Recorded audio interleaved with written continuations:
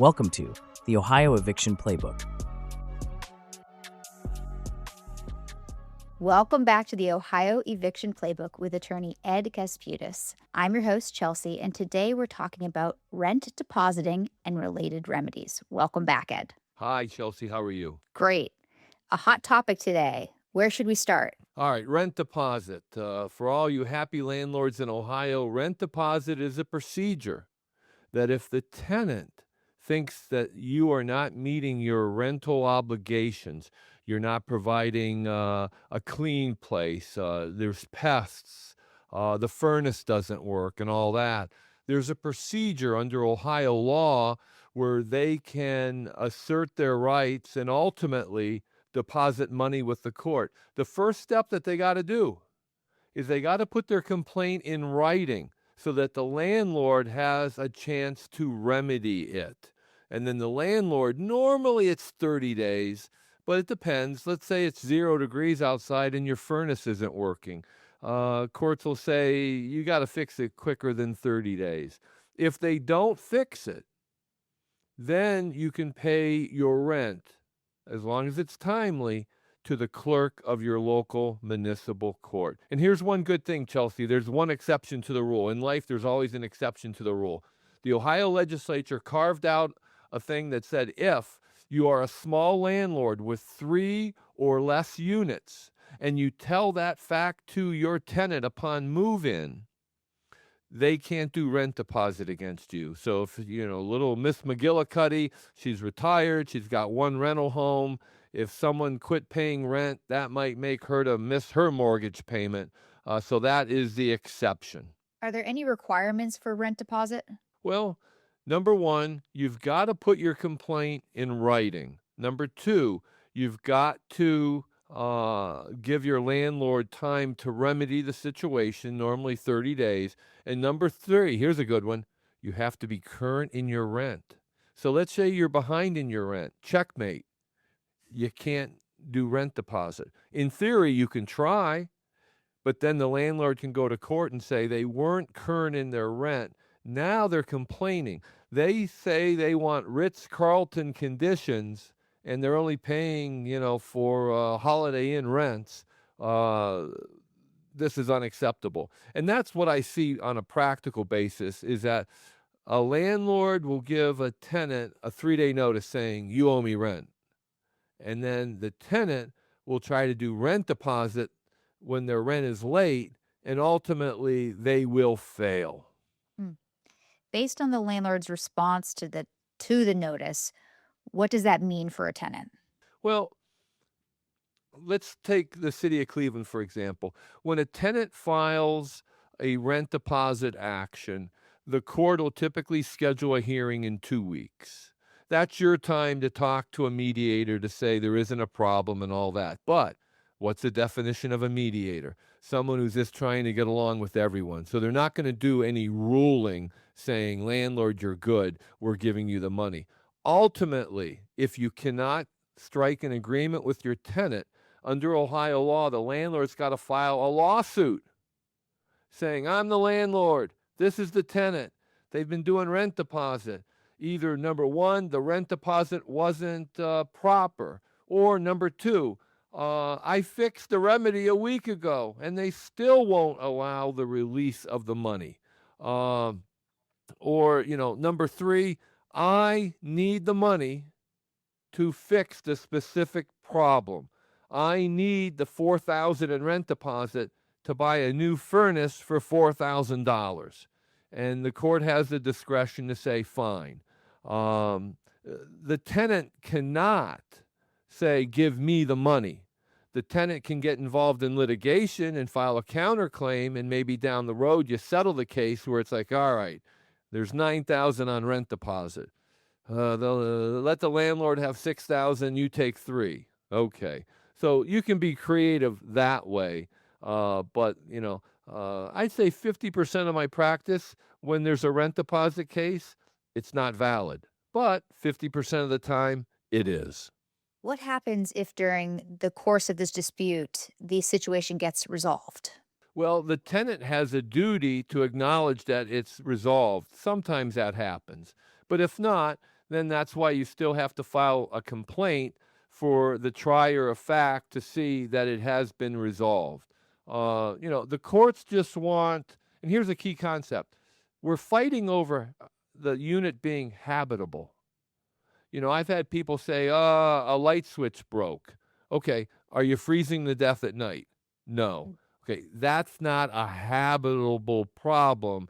You're nitpicking now. And many times I see where they complain of a problem where it's like, no, you broke the ceiling fan. I didn't break the ceiling fan. I gave you something that was in good working order and you broke it. And now you're claiming that I, the landlord, am bad and that I should fix it. No, you're responsible if you're breaking something on your own. I've even had a couple instances where someone's getting evicted and they intentionally break something, then call in a city inspector to say, look, it's broken. The city inspector doesn't know anything. He just writes a ticket saying it's broken. And then the landlord has to kind of prove that I didn't break it. I haven't been in the unit to break a ceiling fan or anything like that. Are there any other ways that the rent deposit can be released to the landlord? Sure. If the tenant is willing to walk to court and sign a piece of paper saying, release the money to the landlord, everything has been fixed, then no further litigation is needed. That probably happens 25% of the time, but a lot of times there's always an underlying issue why they've been fighting. The landlord might have been complaining that rent's been late for the last year and all that. And that goes back to course of conduct. Landlords, if you're taking rent late, even if your contract says rent's due on the 1st, but you keep taking it on the 10th, you can get held up in court because the court will say your behavior changed everything. Now you have to take rent on the 10th. How long does the court have to resolve a rent deposit dispute? In Ohio, typically, the court's got to try to resolve it within 60 days. So if you file a complaint trying to get your rent, typically the court will have a hearing within 60 days. 9 times out of 10 for my clients, if they've got to go that route, they really do want to end the relationship with the client or with the tenant. So many a times we'll cut a deal where it's like, we'll give you a little bit. We're giving you a little bit so you move, and we're going to agree that we're ending the relationship because it's just not in harmony with either the tenant being happy or the landlord being happy. Now, what if a renter, the tenant, makes a claim on the deposit? Wow.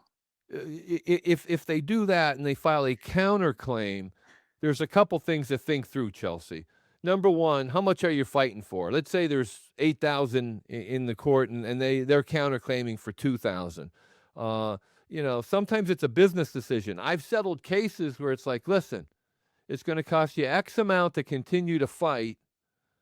So you might as well give these guys 0.75 of that X amount and get on with your life and quit arguing with your spouse on why you're a landlord or not.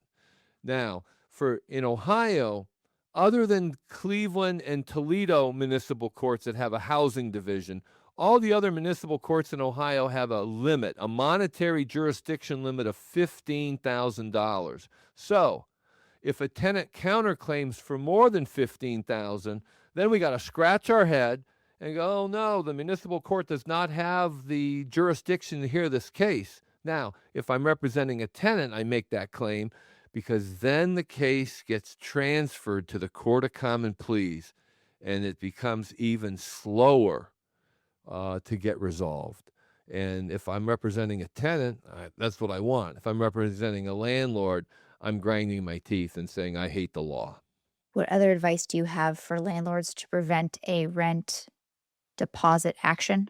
Well, remember at the beginning of the podcast, I articulated that under the Ohio law, if you have 3 or less units as a landlord, you're not susceptible to rent deposit action if you disclose that. So for my clients, I do a couple things. Number one, I want to draft a lease, and in that lease, if you do have 3 or fewer, I want to put that in the lease. That way it's indisputable that they were on notice. Let's say a landlord comes to me and he goes, I got 10 units. Yeah. How are they titled? they're all in my name individually. All right, for many reasons, I want you to put them in an LLC. Okay, what should I do? If you're a rich man, I want you to put them in 10 LLCs for 10 properties. Okay, what if I'm not a rich man? If you're a poor man, I want to put 3 in each LLC. Why? Because then I can do the rent deposit protection where you're not susceptible to it. So these are all part of the chess game that you should be thinking when you're starting your real estate empire, to divvy up things and to divvy up the risks. Landlords, I have a client who put 60 properties in one LLC. Well, what happens?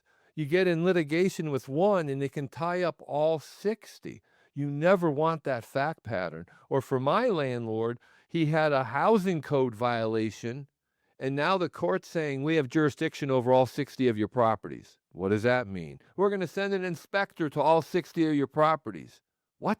Because I had garbage in property 42? Yes. So it's always the allocation of a risk. And in closing, a good accountant and a good attorney should always pay for themselves from all the trouble they're preventing you from getting in, rather than coming to me afterwards to say, let's react, I got some problems. We can pay for ourselves up front rather than later. That's it for today's episode of the Ohio Eviction Playbook. If you want to learn more about Ed Kasputis and his work helping landlords and real estate investors navigate Ohio eviction issues, visit kasputislaw.com. Thanks for listening, and don't forget to subscribe, share, and leave a review. Thanks for watching. Be sure to hit that like and subscribe button and leave us a review in the comments.